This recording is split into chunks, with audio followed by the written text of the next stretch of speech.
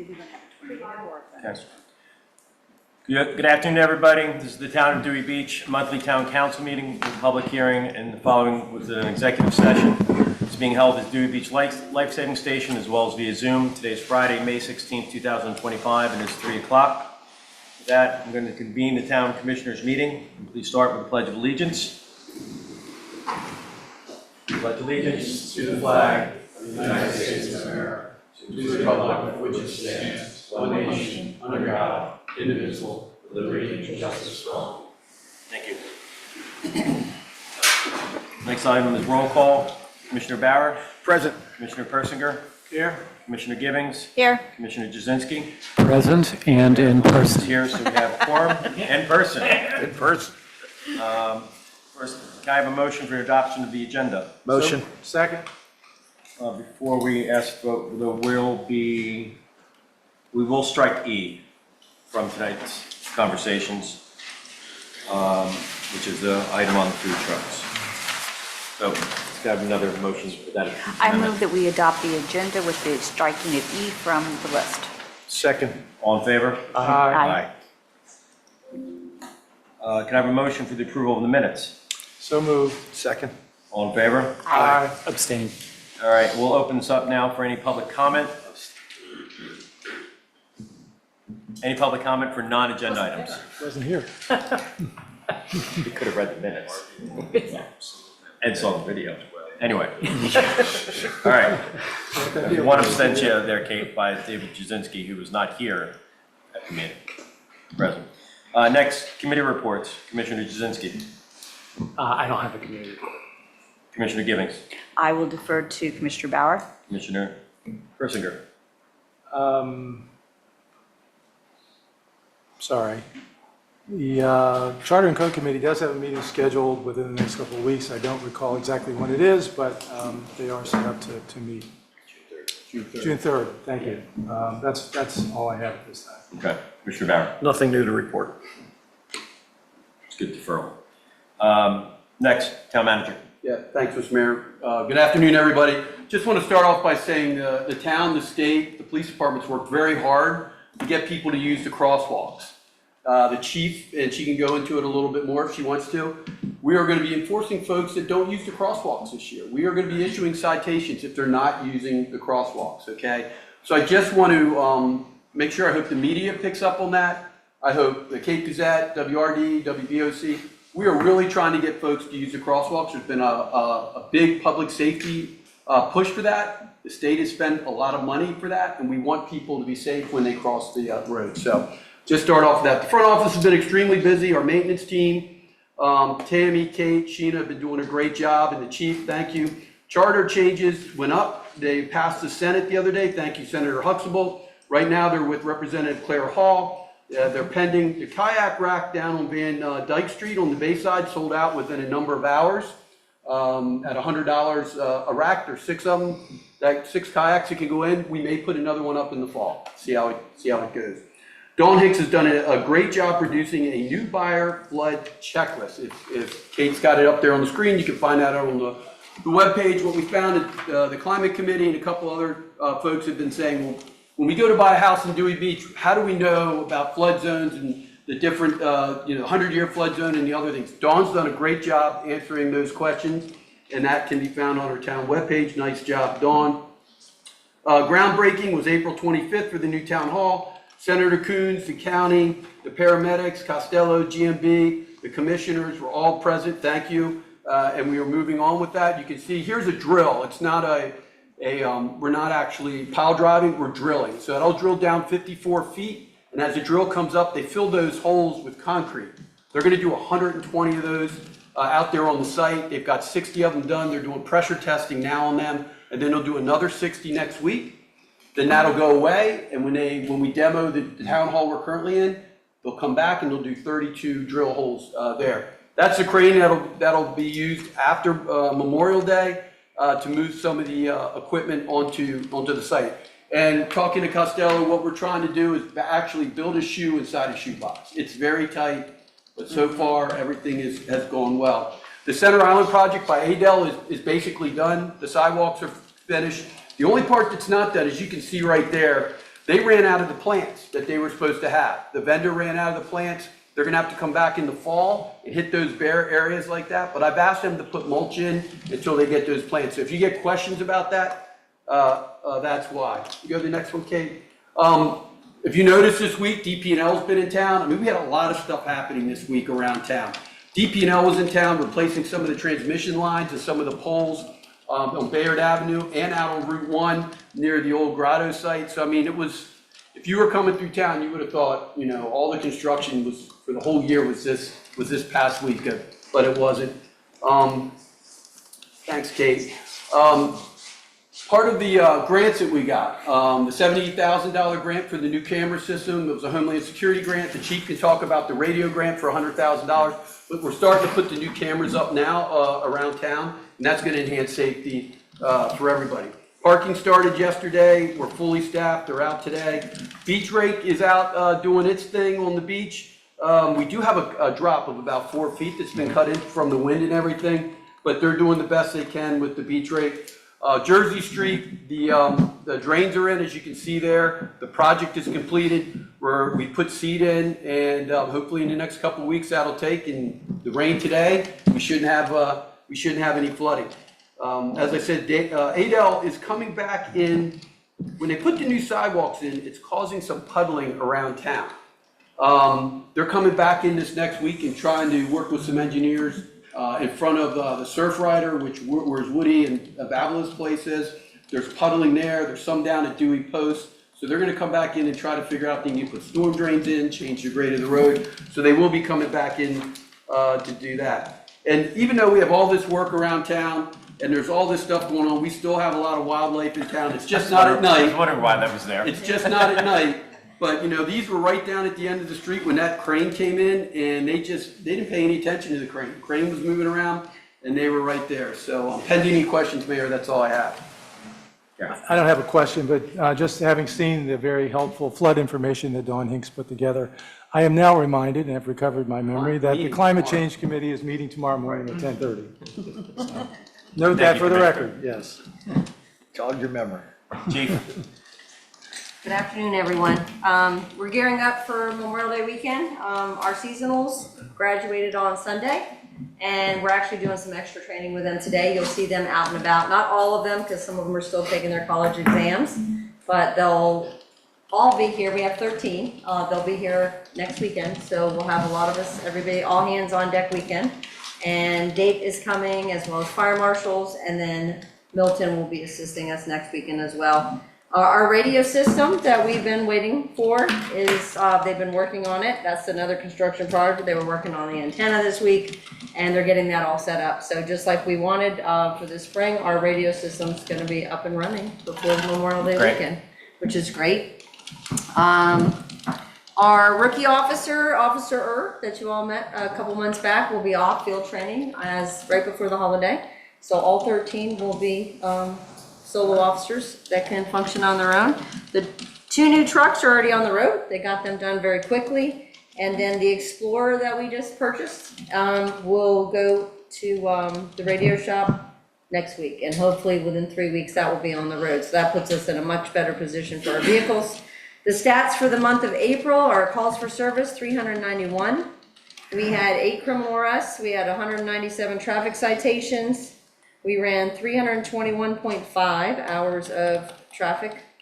We had 3 accidents, 23 parking citations, 3 civil citations, and 3 DUI arrests. Obviously, as our season is beginning, these numbers are going to continue to be higher. Right now, officers are just focused on, as he said earlier, traffic enforcement. We still get a lot of complaints for running stop sign violations, speed, and crosswalks are one of our big things. And obviously the jaywalking. If people are jaywalking, it's unsafe for everyone. So we are going to be writing jaywalking citations as well as any other pedestrian violations. The goal is to keep everybody safe, and our foot traffic increases immensely, so they're going to be out there in full force. The motorcycles are out, the drones are out. We're ready. That's all I have. thank you so much, Chief. Mayor, just real quick, I'd like to thank the Rehoboth Fire Company. I noticed the chief is here for watering all the Dewey and Bloom boxes this morning. Thank you, Chief, for your team. Thanks, Chief. Yeah. Great time, Chief. Thank you, Mayor. The crew did a fantastic job, Chuck. Waited 3 hours? I'm glad I washed my car. One quick change before we get into the meat of today is that I got an email from Mr. Montgomery who would like to make a presentation to Rehoboth Chief Fire Department.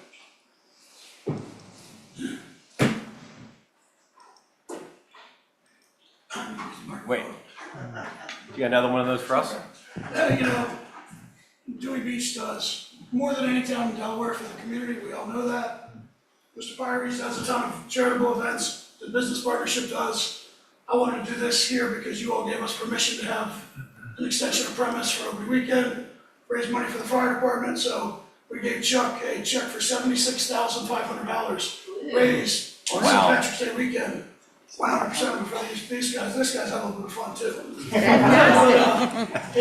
I don't know any community that gives back the way Dewey does, all the businesses and everything does, so I always think it's a good thing to grab a picture and document it for, Do you realize that The 76 is went gone? away. Yeah. it's great. I just know how you are, Montgomery. I just want to make sure. Make sure it's not just 500. Do we have a permanent marker anywhere? Actually, Set it not before the rain and use it for my umbrella. I know, or a dry erase marker. Dry erase. Actually, Kate? Oh, she does. She does. There we Kate go. always, yes. We have to drive first. 176,500, correct? Paul Stevens,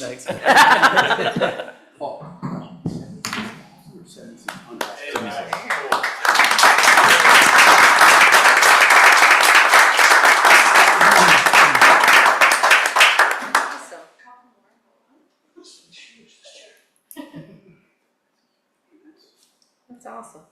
bring it down, we'll catch it. Great job. Cash it. Thank you, Chuck. Thanks, Chuck. Thank you, Chuck. Appreciate you guys Thank too. you. Thank you, sir. All right. Next item on the agenda is to open a public hearing. Public hearing is for ordinance regarding a conditional use to operate a parking lot at the property located at 136 Dagsworthy Avenue, Dewey Beach, Delaware, formerly known as map 34-20.18, parcel 58.00, located in zoning district RB3. I think Mr. Spence is here for opening comments, please. Good afternoon, everybody. Stephen Spence, I represent Highway 1 Limited Partnership. I've been counsel of the organization for almost longer than I can remember. But this is an application to allow Highway 1 Limited Partnership to use the former Ivy Restaurant site as a public parking facility under a conditional use that's covered by the Dewey Code for RB3 districts that require a conditional use approval. And I submitted to the Planning and Zoning Commission some drawing, or some aerial photographs actually, and a map of the zoning map of the city. And I thought I'd hand out another set of those to the extent that anybody wants to look at it. So if I may, I'll just let my approach for a moment. I would recommend just do sharing. So Okay. We cooperate. We could share. that's the aerial and the zoning map of the town. You don't see it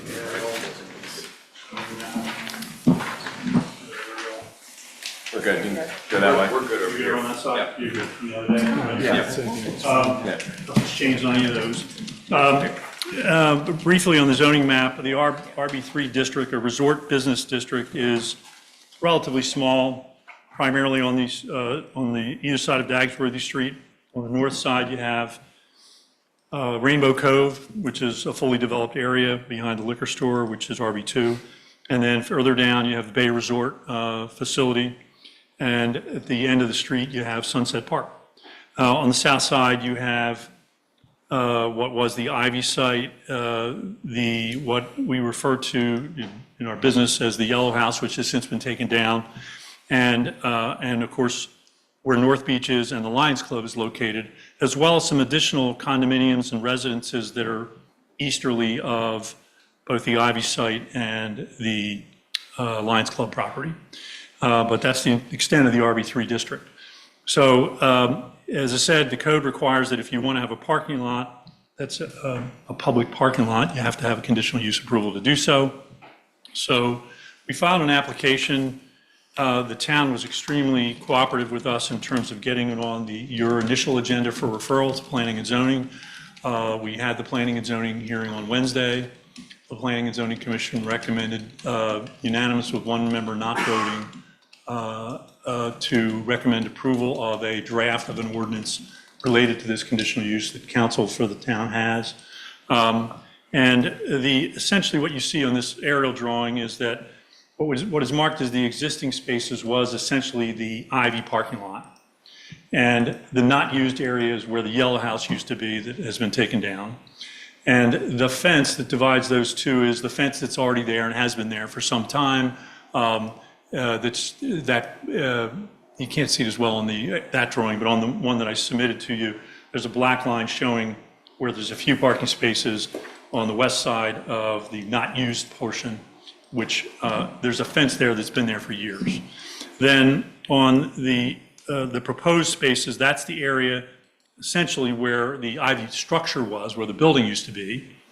And then to the far left of my drawing, the not used in red or in pink, I guess it is where the bulkhead is in the end of the property. We didn't want to have parking in an area where there was any risk that anybody was going to try to be foolish and drive toward or over the bulkhead.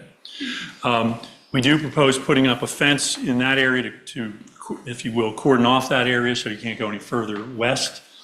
And we have already erected a fence on the Dagsworthy Street side.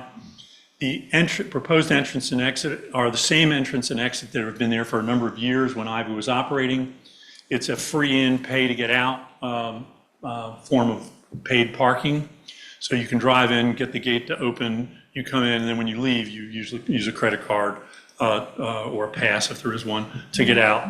And there's no planned or even thought of any paving. It's simply gravel and sand.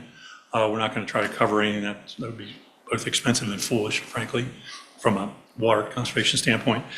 We do have a common fenced area on the south side with the Lions Club. And I don't know whether we erected any new fencing where the Ivy building, that was already fenced as well. Correct. There was a little confusion when we first filed the application because in the summer, or actually for a couple of years before the summer of 2024, we had made application to the town to subdivide this area into 7 residential building lots. I say residential, we weren't changing the zoning, but RB3 permits residential housing. And we had obtained approval of that, had recorded a plan in May or June of 2024. And more recently than that, we had applied to amend the plan to show, first of all, that the 2 buildings that used to be there had been removed, because that was one of the conditions of the approval of the subdivision. And 2, the county had pointed out to us that we had not provided meets and bounds descriptions of each individual lot showing on the plan itself. I mean, you could do it with a ruler and the scale, but the county wanted meets and bounds descriptions of each lot on the plan. So we had submitted that plan, and then we filed this application. This application is, put it loosely, to have the right to use this parcel as a parking lot, but we're not trying to walk away from subdivision or eradicate the subdivision. It's still intended to be a subdivision, but this use on what was, and still is technically, parcel 58, is in addition to the rights that you would have under the subdivision. Now, the only subject that, well, I don't want to speak for, the record speaks for itself, I guess, in terms of what happened on Wednesday, but one of the discussions that came up was the fencing question. And I think several of the commissioners felt at that time, at that hearing, that having the fencing was better than not having it, even though there was some question as to whether you can technically put a fence across a parcel line, if you will. But from a safety and security and managing of traffic, having a fenced-in area rather than an open space area was far preferable for us, and I think for that group as well. As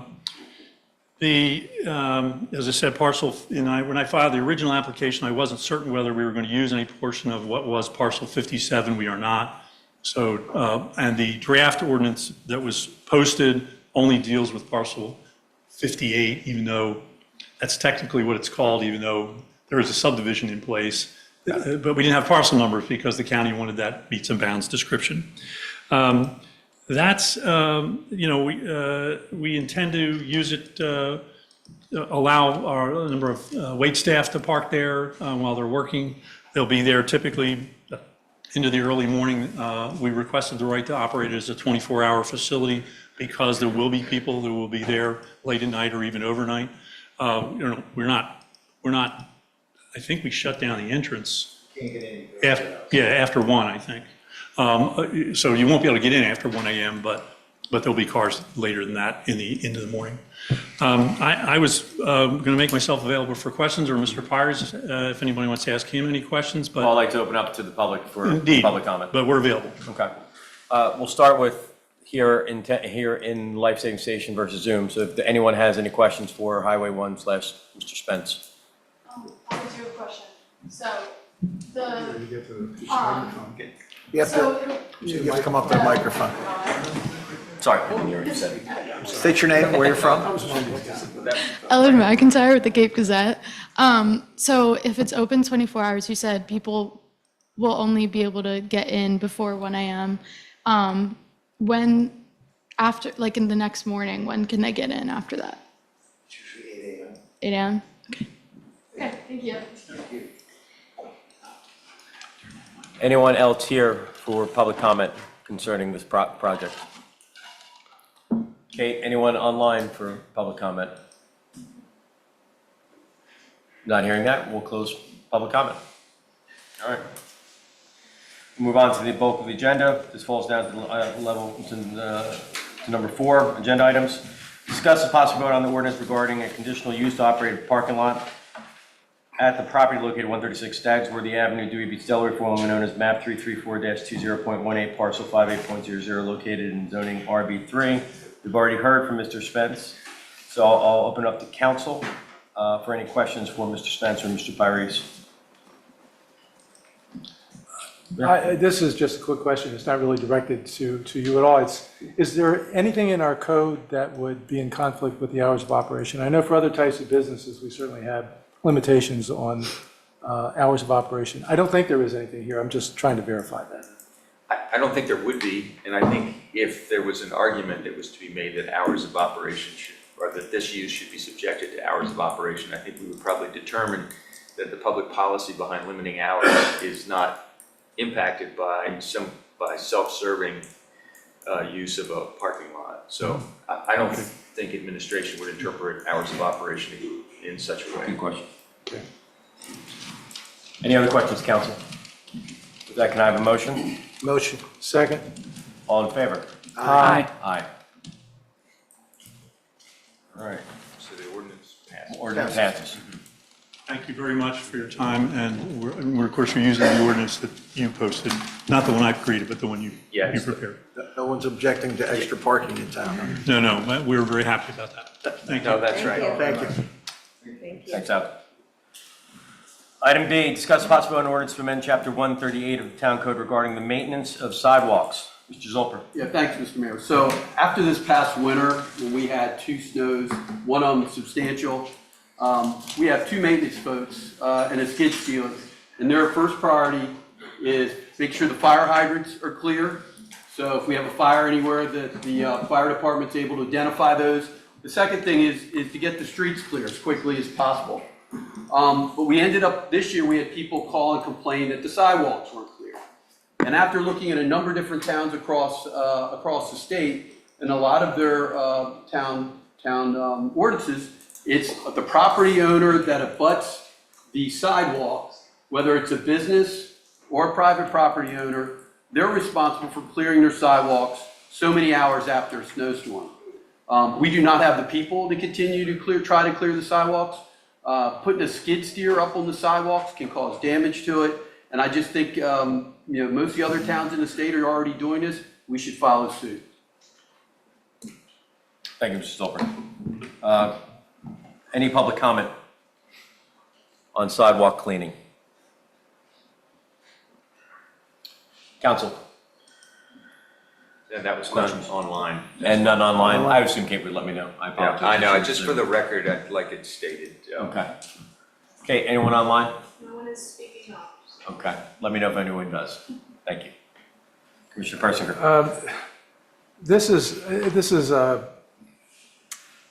ordinance or a provision here that would affect potentially a lot of people, but generally when they're not here. And so, I mean, I think just right up front, I think my condominium area would be affected by this. We have a sidewalk that goes in front of the 10 units that we have. It doesn't really go anywhere. There's no sidewalk on either end. So, and the sidewalk isn't used very frequently. And in most instances, people just walk down the street generally. So I'm not saying that I'm opposed to this. I'm just wondering about the impact. The other thing I'm worrying about too is how you distinguish between sidewalk and pavement. And because sidewalk is defined in the code, pavement is not. We all can think of a general definition of pavement. And then another question, in terms of a business, if the business has a sidewalk outside, would clearing the snow also mean just the sidewalk, or would it include the parking area, if any, as well? So I don't think we included the parking area, but my concern is the sidewalk. So this year, some of the businesses in town did a very good job clearing their sidewalks quickly after the snow stopped. There were other businesses, like from the Beach Party Block Hotel, down to Mama Maria's, down to the little store, that the snow was never cleared, and my folks ended up doing that. If we're gonna continue to do that, we're gonna have to budget more money for overtime. We'll have to get some different types of equipment. We'll have to buy snow blowers.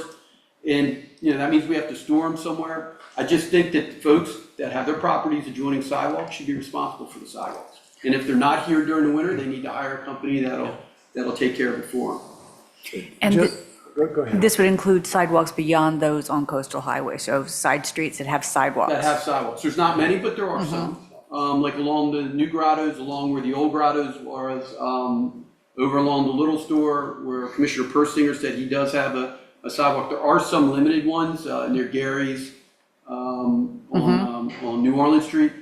But for the town to be responsible for clearing the sidewalks, it's a hurdle. It costs us money, and they should be doing other things. We should be clearing the streets and the fire hydrants. That should be our priorities.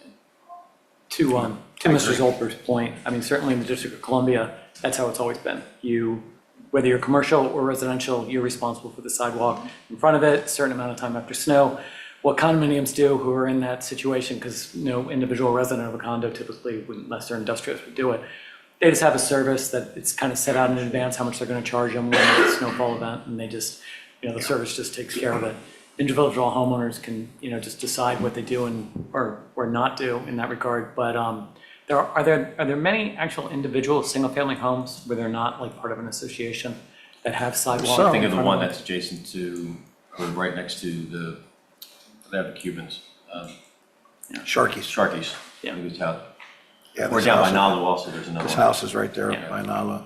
Yeah, but very few. Very few. Yeah, okay.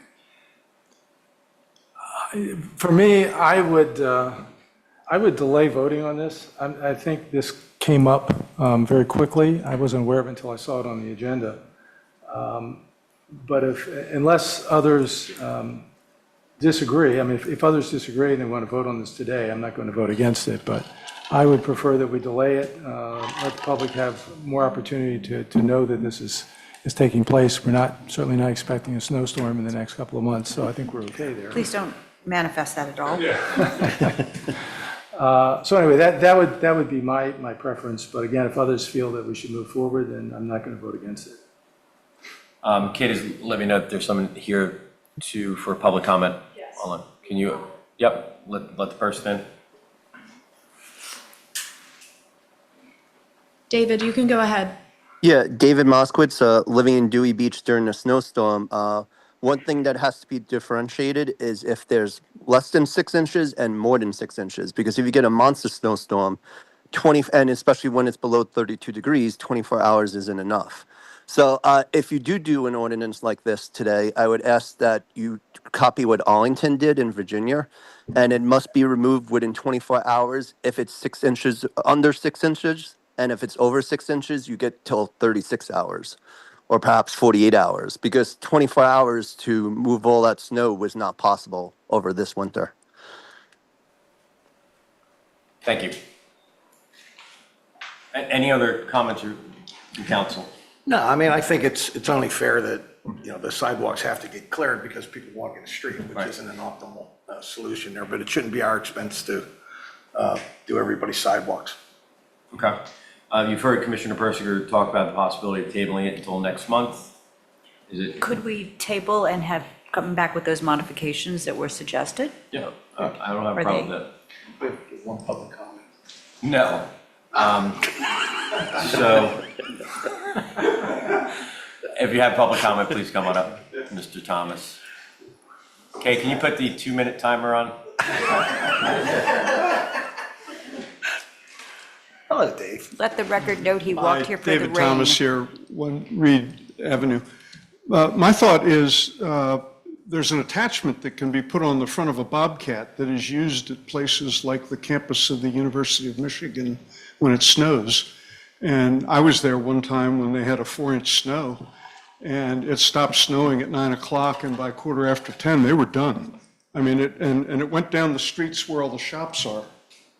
So if we now have sidewalks that are wide enough that a wheelchair can get by, zip right down, zip right out, when you don't need it, you just take the attachment off and it sits.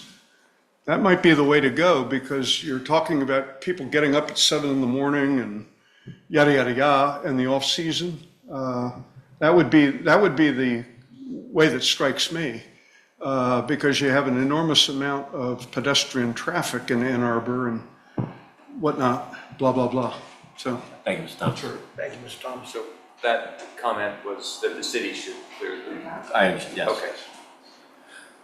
I would like for us to Or town, rather. have a motion to table this so that we can put a little bit more, I do like the idea of, based on the depth of the snowfall, and also to look at internally from the town of Dewey Beach in terms of the resources required. I'll motion that. Do I have a second? I'll second that. All in favor?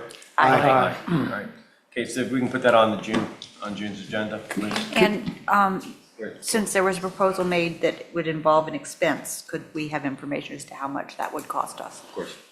Buying equipment, I'm storing just gonna- Can we equipment? also clarify pavement versus sidewalk? Okay.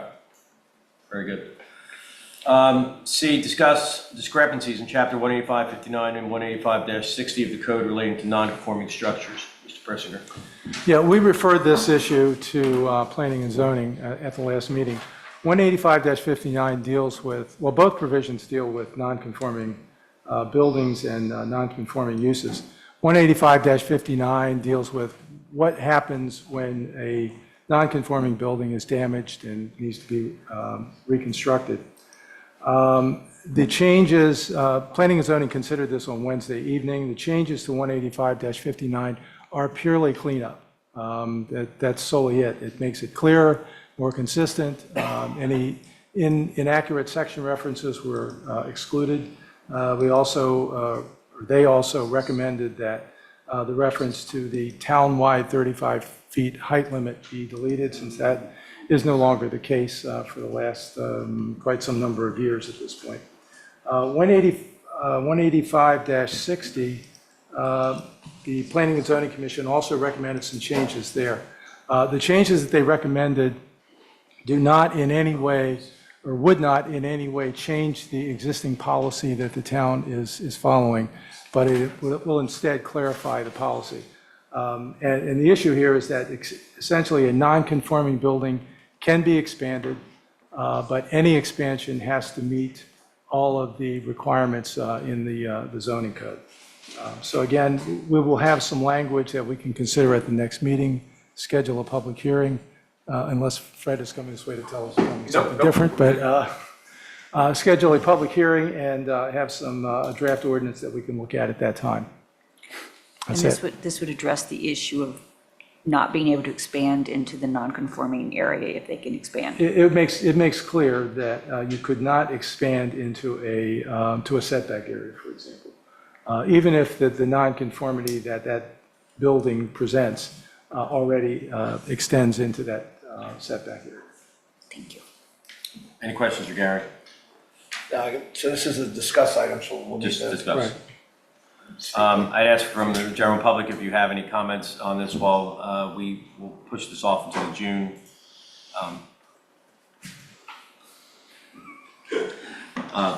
To get those to Gary.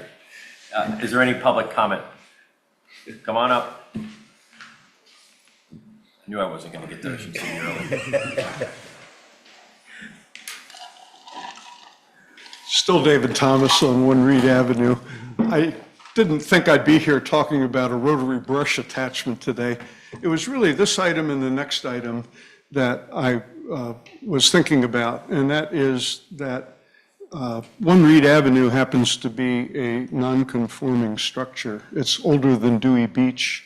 It's older than the DENREC setback line. It's older than the floodplain. It's older than a lot of law and regulation. Courtney Reardon years ago did a masterful lawyerly job of going into, and it was like a grid of what about these non-conforming structures, and is it caused by a flood, or is it something you're voluntarily doing beforehand? It would be a shame to lose that work product. It really went into some detail. Courtney, I think, is still around, so I have a copy of it somewhere, but what that leads into is that the whole topic of a non-conforming structure is really dealt by the International Property Existing Building Code. The next entry on the agenda is D, which is the International Property Maintenance Code. So the question is, when you have an older building and it's non-conforming and it exists prior to these dates, what do? The very similar thing is, what do you have when you have an older building? What do you need to do to maintain it? The codes that we do have in the county, which are the international codes, speak to a new structure and what can you do moving forward. But what about a place that has existing structure that needs to be maintained and is non-conforming? How do you deal with that? Fortunately, the international codes are a family of codes, and they all work together, and they all have thought out these things. They use the same vocabulary and terminology. So if you're going to adopt a couple of them, why not go for all four? And then you have something that you can deal with, and when you get in touch with an engineer who's not specifically conversant maybe in Dewey Beach, yes, that's getting to be the dominant national code. And so and to the extent that it interacts and interfaces with things like FEMA and whatnot, you're one up. And that's the last thing I want to mention. Just on April the 30th, there was a 5-year update to FEMA's 2020 so-called landmark study. And that 5-year update went into further detail and reinforced that one of the best things you can do if you really want a resilient community in terms of severe weather events, flooding, wind, earthquake, having strong building codes is the way to go. And having that family of codes and making local exceptions where you need it seems to me to have a lot to be said for it. It makes life so much easier, and you don't have to deal with this Byzantine grid that it must have taken considerable man hours for Courtney to put together, to tease through all of our homemade code that, like matchstick, things have been piled on top of it over the years. So that's what I have to say. I don't plan to be back up here because I anticipated the next item on the agenda. Thanks, guys. Thank you, Dave. Thank you. I would just note, if you have a copy of that grid, please send it to me. I suspect it's probably the same grid that Courtney and I worked on 6 or 8 years ago. Yes, it's. That deals with non-conforming products. 10 years ago. Yeah, because I do have a. Do you have it? I do have it. Okay. As I say, please get all comments to Commissioner Persinger, so that we can discuss this at the next meeting. All right. Item D, discuss possibly vote to request Charter and Code Review Committee to evaluate the International Property Maintenance Code and make recommendations on improvements to the town's municipal code. Mr. Zolper or Ms. Sinks? I'm going to refer to Ms. Hinks. Ms. Sinks? Good evening. Whoops. You're gone. Good evening. The town many times receives complaints about various properties around within Dewey, and as a result, our code does not address or have language to be able to address those complaints. So it's just a suggestion. I stated that possibly the International Code Council Property Maintenance Code. This is a model code that has been around for many years. Various communities throughout the nation use this. It is not a code that must be adopted all or nothing. That does not work that way. But could there be some language within this code, this model code, that would help keep many of the structures and the parcels maintained at a minimal level? So I suggested that possibly this might be of value to the town of Dewey. Thank you, Ms. Hanks. Any public comment on the International Property Maintenance Code? Online? I'll open up to council for comments. Well, I think it belongs in charter and code, so. Yeah, I have no objection to it, but I only had a quick chance to look at the International Property Maintenance Code. I think you attached or posted a link to the code, and it looks like it's pretty extensive. There's quite a bit of material there. I'm wondering if you could prioritize for the committee, assuming we refer it to them, prioritize for the committee some specific areas that they might want to work on. Perhaps there's some sections of this international code that you think are best or good for Dewey to adopt, rather, and then the Charter and Code Committee could focus on what we have in the code already that addresses a similar area, and then see how that international language might be adopted. I'm feeling like it might be a really big task, and we need some way of getting our arms around it. Well, certainly many of the complaints that the town would receive or I would receive would be based on what local neighbors or passerbys may physically see from the roadway toward the structure or toward the land, the lot itself.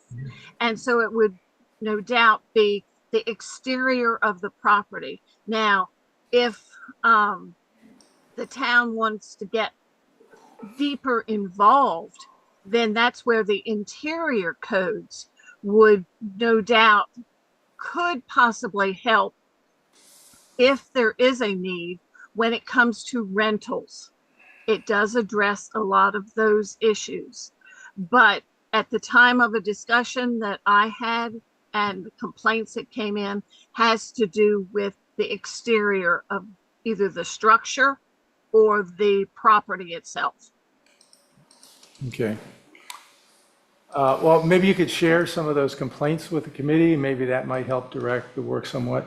I just want to find a way to go about this in some kind of a systematic way so that the committee members don't feel overwhelmed with the task, and hopefully can contribute something that really is productive and useful for the town. Agreed. Okay. With that, can I have a motion? Motion. I'll Send this second to Charter and Code Review Committee. All in favor? Aye. Thank you. The next is discuss the operation of houseboats being used as short-term rental at marinas within town limits.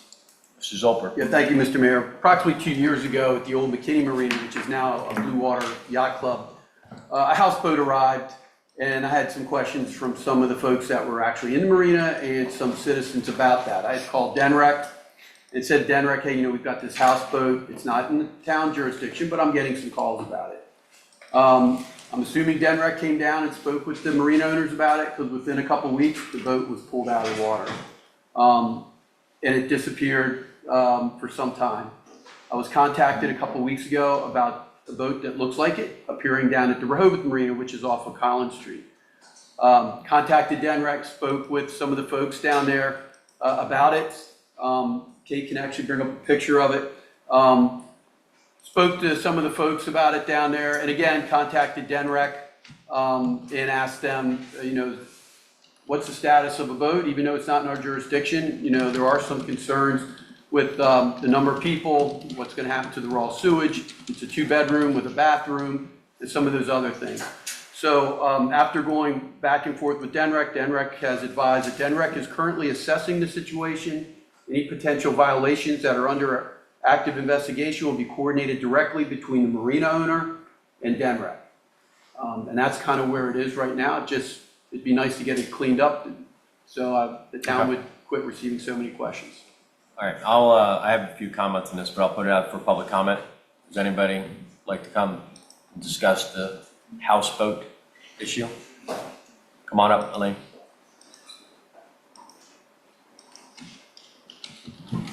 Thanks, I really appreciate you bringing this up so quickly. I think Can you say your full name for the record? Elaine Bowe. I really appreciate you bringing this up because I think the future of the town and the waterways, it's really important to get in front of this, not behind it.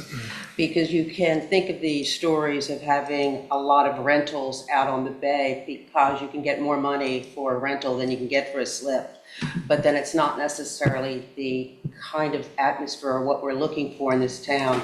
So from our concern is that we have the lease for the marina property, that the lease with the water is with Denrec, but they have to do a 5-year operational plan, and that operational plan, sometimes we haven't seen it, if they're going to do things like start putting in plumbing.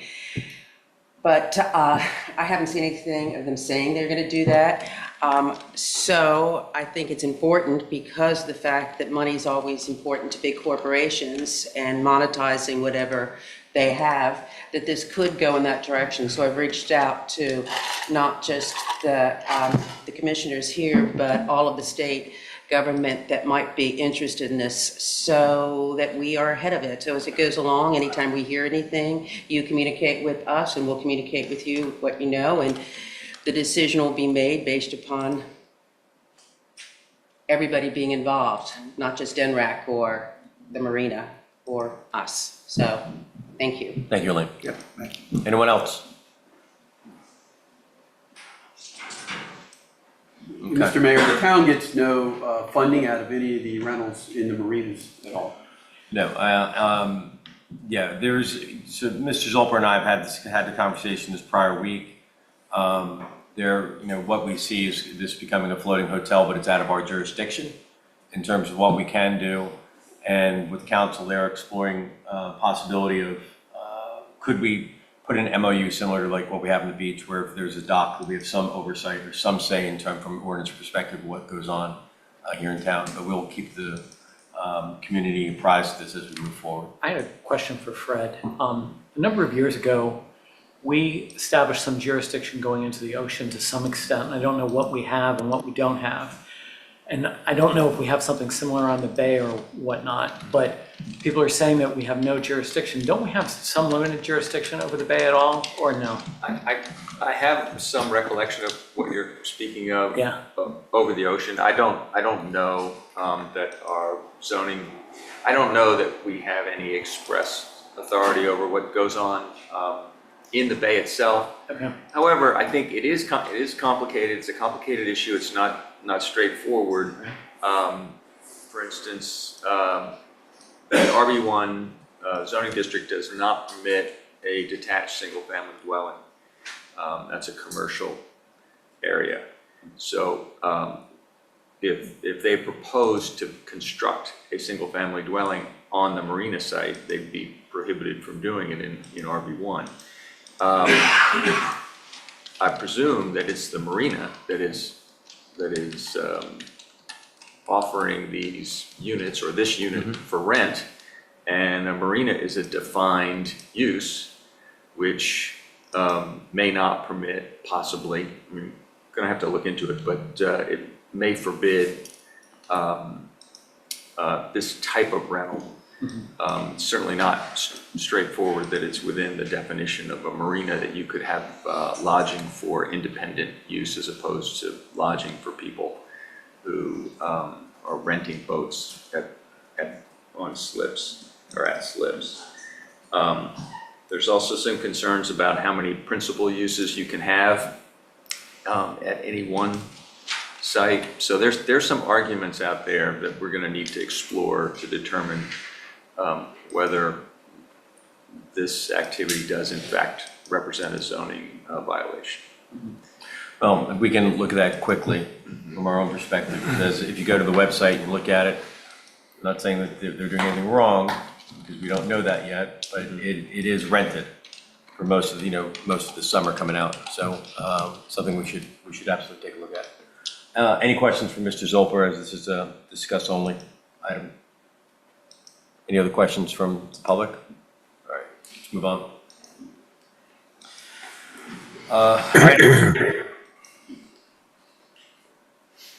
Mr. Dedes is back. Oh, hello, everyone.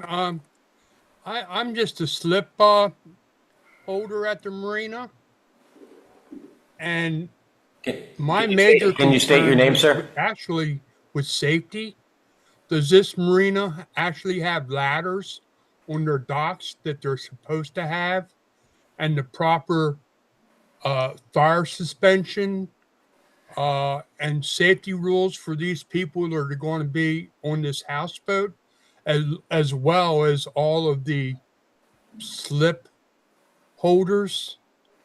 And also, these people are going to be able to get on any dock in this marina, in Rehoboth Bay Marina, that they want to go on. It's just, and I'm surprised there's not more condo owners there at the meeting to oppose this houseboat rental as an Airbnb. Sir, But sir, that's could what you- I've been told. It's going to be a house rental as an Airbnb. Sir, can you identify yourself for the record, please? Give us an This address is Arthur Abel. and your address. Is 31539 Trenton Street, Ocean View, Delaware, 19970. Thank you. Thank you, sir. And I've had a slip at Rehoboth Bay Marina for 18 years. And this is the shadiest owners I've ever seen.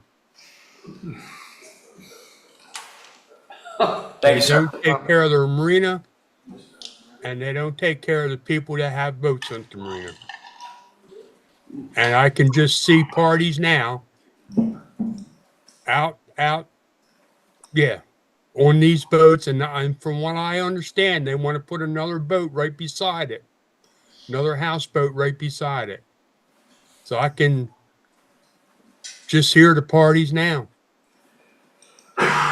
And that's just my concern. Okay. Thank you, sir. Thank you, sir. Appreciate it. And I just wanted to give you my opinion. Thank you We got very it. much for listening. Thank you, sir. Ms. Bowler, you want to come up and make another comment?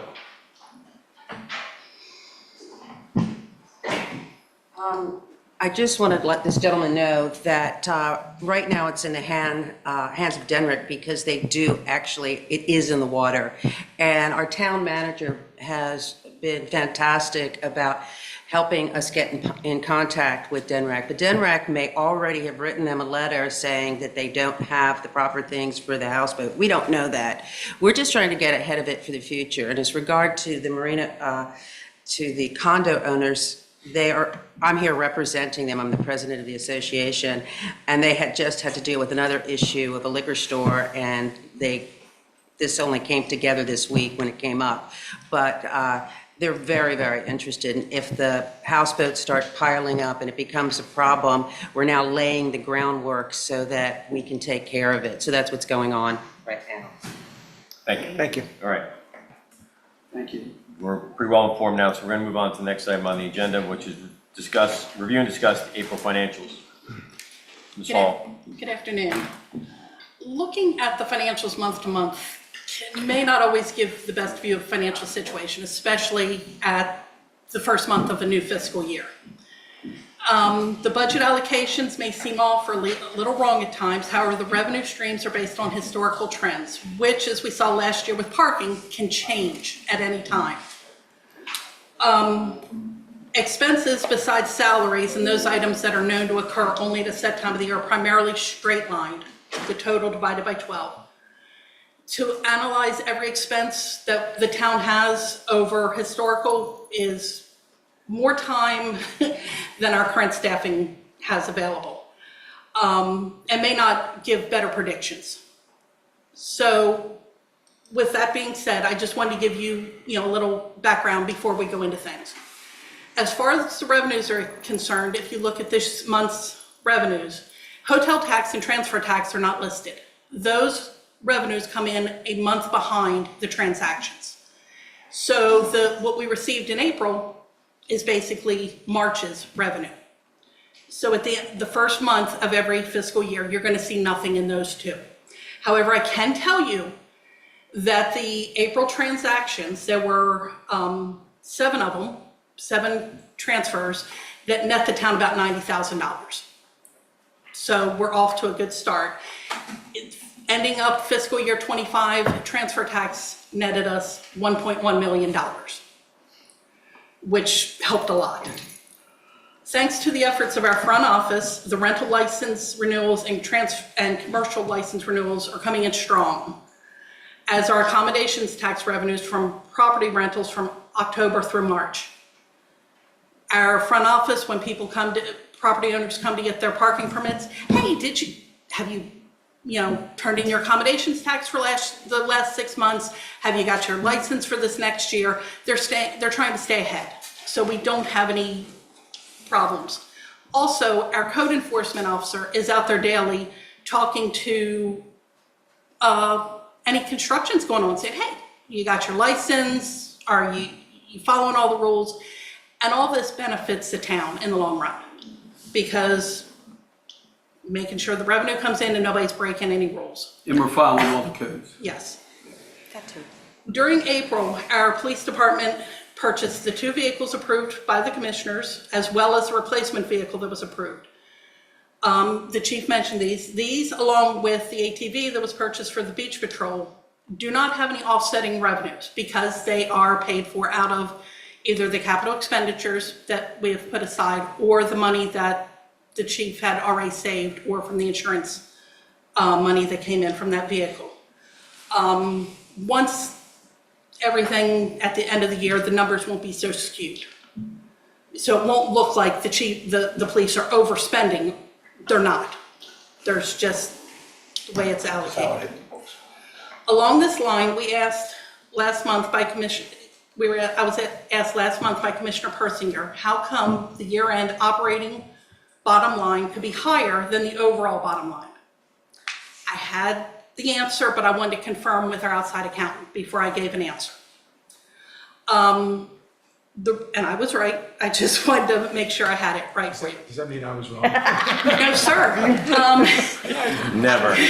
No, sir.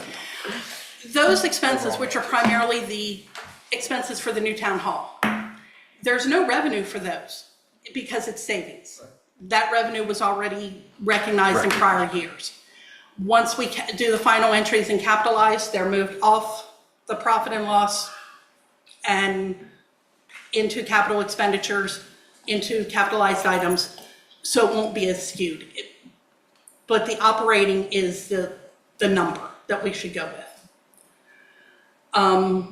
I'm sorry it took me so long to get back to you, but I wanted to get back to you in a public setting so that everyone had the answer.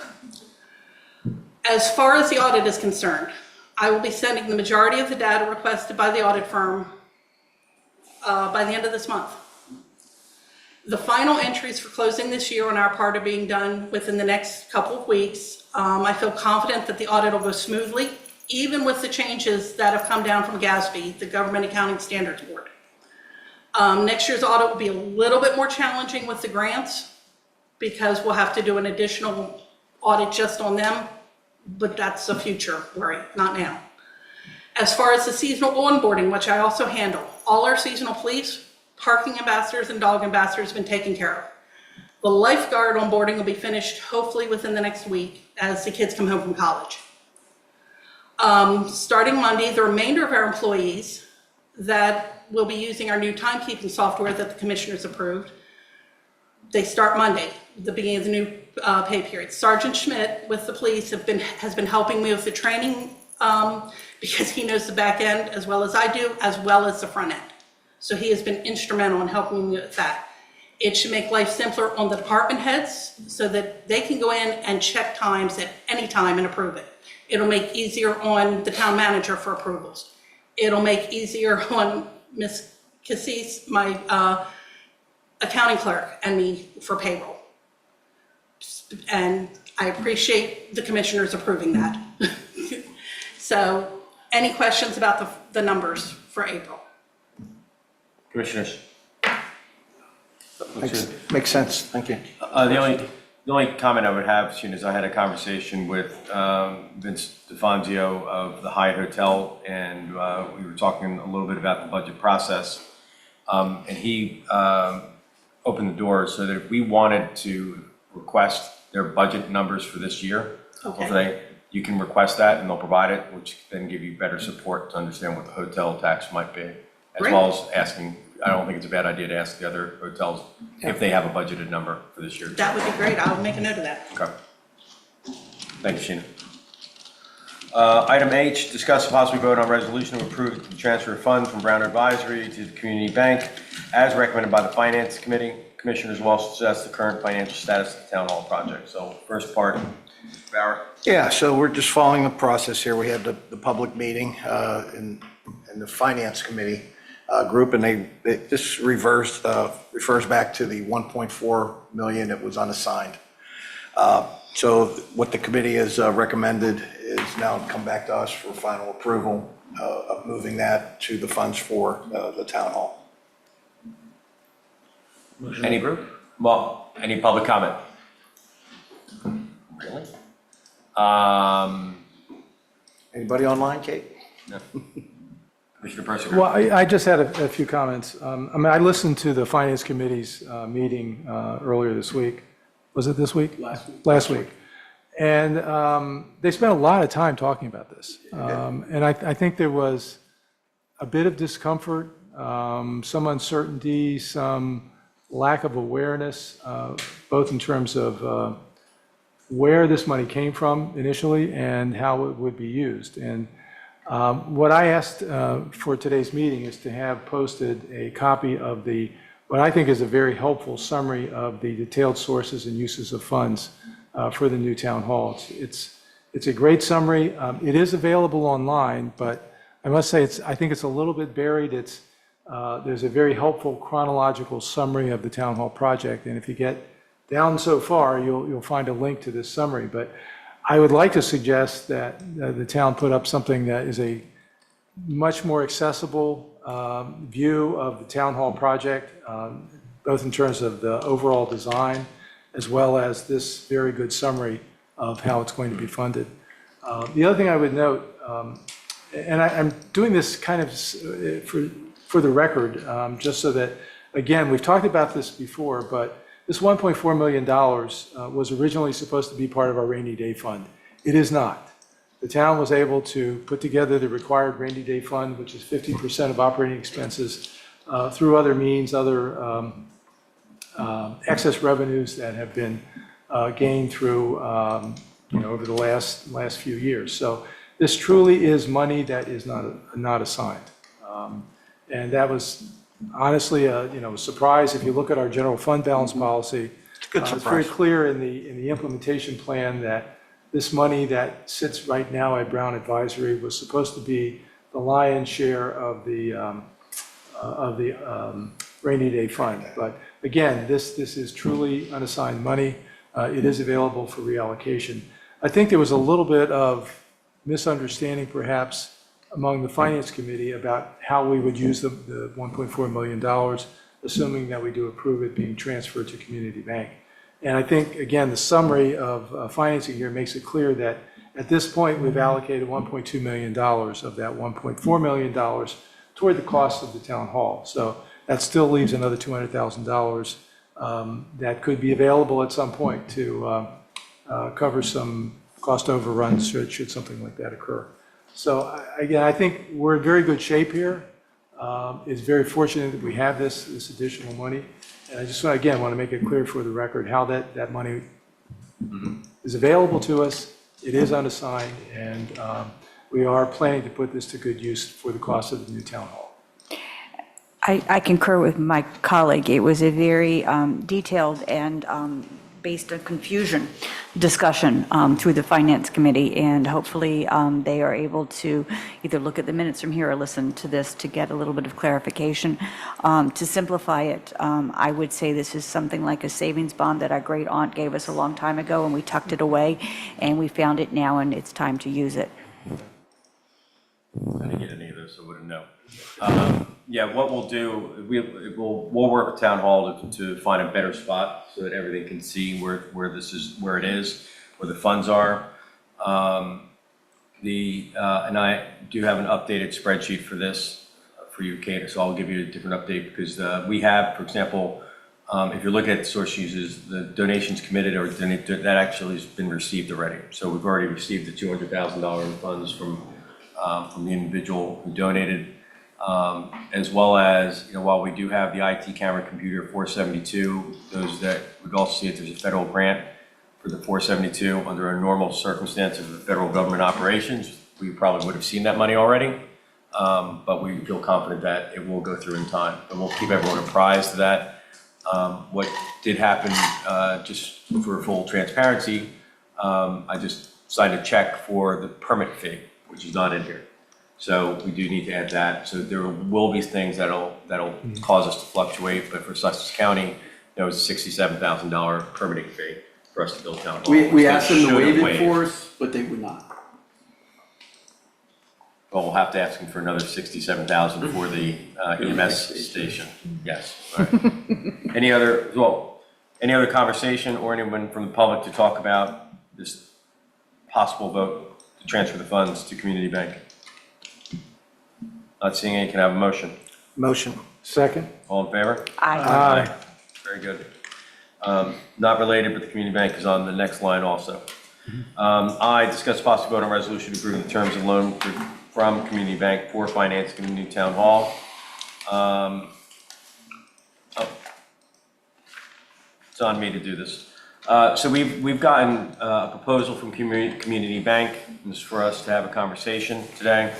That proposal, hold on one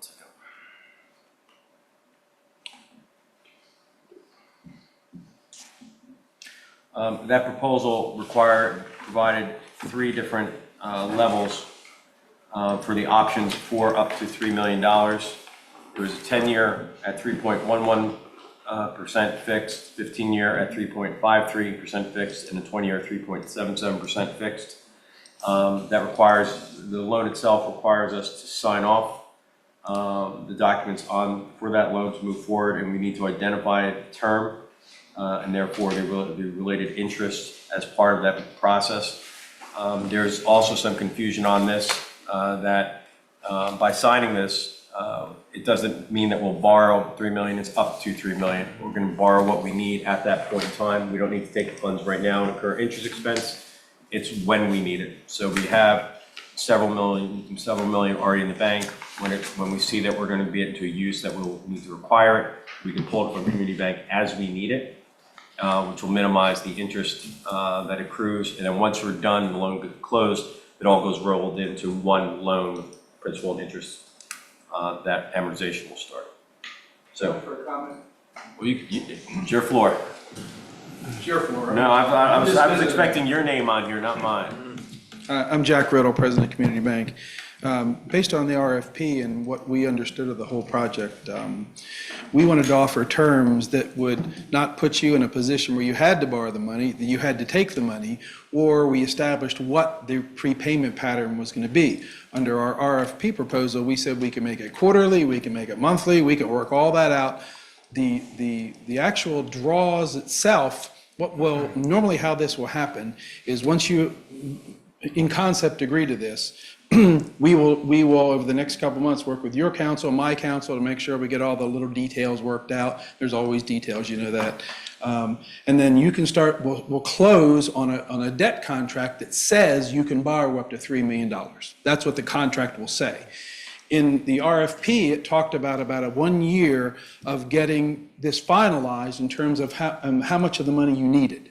And what we agreed to do was we'll sign the contract for $3 million.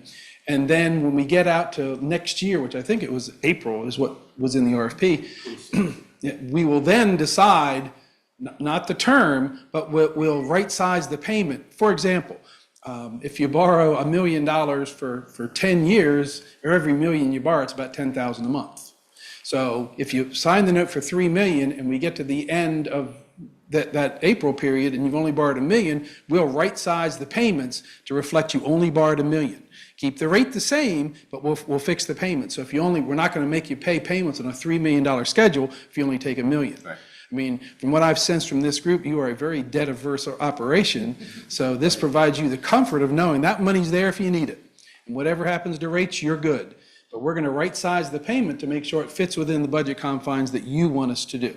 That's the way we agreed to do it on the front end, to give you the most flexibility. You can pay it off early. You don't have to take it all.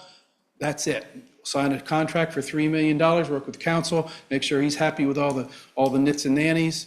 And then when you finally decide how much you're going to use, how much you're going to draw a year from now, or if it's next May, we don't care. We just need to establish date. Then we'll figure it out and then we'll lock in the payment terms. That's the way we'll do it for you. Any questions? Yeah, I just want to be clear, there's no defeasement, like if we did a 20-year term, there's no defeasement if we prepay or anything, In right? prepay. Okay. Full prepayment. You can do whatever your resources allow. And so, I just don't want to put you in a situation if you take a 10-year term and then you get yourself in a little box and say, we can't make the payment. That's a problem. I'd rather you take a longer term and prepay it. but underneath the payments is basically simple interest? Mhm. Okay. 360 term. Did I say, I think it's in the underwriting. I think it's a 360 basis. That's what Yes, it it says. is. Yeah. So it's not Yeah, simple, yeah. but it's 360. It's business basis. It's 360, what all not business loans are 365. done on. It's standard. That's what we do in all the municipal contracts. Yes, But sir. in terms of signing this agreement, we have to select an option, right? One, 2, or 3? You're going to have to finalize your selection of an option before we get to closing. Now, it will probably take, I mean, you have a good attorney, so he'll probably have it ready by what, tomorrow? Well, maybe it'll take a little longer. We just need direction because the debt contract will specify a term and specify a rate. So if it's not made today, as long as it's made within a couple weeks prior to closing, so our councils can make sure that the lines all match up and the payments are right. Yeah, That but would Jack, be, but the letter that you sent over does state that this offer expires May 30th, which is 2 I would weeks. say that would be okay if you don't get it done by then. Normally what would happen is, and we have to put a contractual, we have these friends at the FDIC that love all these deadlines and stuff, so. Okay. If so be it, this leadership needs a little bit more time to make that decision. The acceptance, this letter starts the legal machine going. That's what it does. You can decide on the funding and all that later. Just prior to we want to have it all done before we get to the table. We don't want to be writing Well, I up the think in the paper. last council meeting, we agreed to move forward with Community Bank as our bank. Yes, we did. So executing this is not an issue in terms of this letter of approval. It just starts the mechanism Starts going to get it to the mechanism table. forward.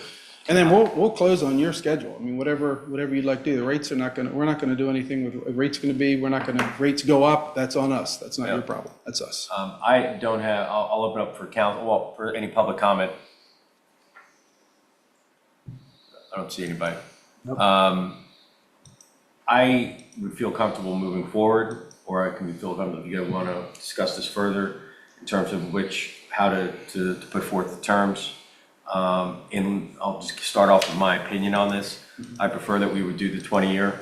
Gives us more flexibility. If we have excess funds, we can pay it down as part of the hotel tax. The 10-year, as Jackie, it creates too much of a burden from a cash flow perspective. When we did the analysis briefly, if the hotel tax brought in $250,000, or if the hotel tax was 500,000, that's 250 for here. So I feel more comfortable moving forward with the 20-year versus the 10 or the 15. I concur with your I agree opinion on too. that. And I also feel that we should do it sooner rather than later. You just don't know what's going to happen with markets and things like that. Right. So, hearing that, Motion, 20-year. Second. all in favor? Aye. Oh, no, we did not, I didn't. I just wanted to, do we need to change line 17 in the resolution that says, rather than saying in the amount of, we would put, up to $3 million? Yes. Does the council have any thoughts about whether you would want a monthly or quarterly payment? I don't have a thought, I'm just used to monthly. Yeah, It's your call. Monthly. monthly. Okay.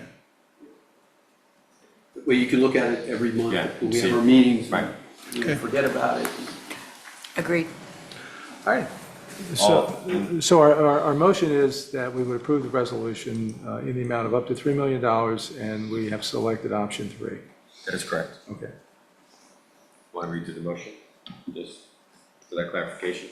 I'll second that. Okay. All in favor? Aye. Thank you, Jack. Thank you. Thank you. Okay. And Fred, will you get that done tomorrow? It's not gonna take as long as it would if there was a mortgage and property interests being. I understand it. Wish I had that note. All right, with that, we are going to go into executive session. So We have to close. we're gonna have to close this meeting. So Were you guys gonna, you skipped over item, the one about the food truck? Well, you weren't here for that. That was taken off. We took it off. Okay. there was no. And you also missed That was the big story.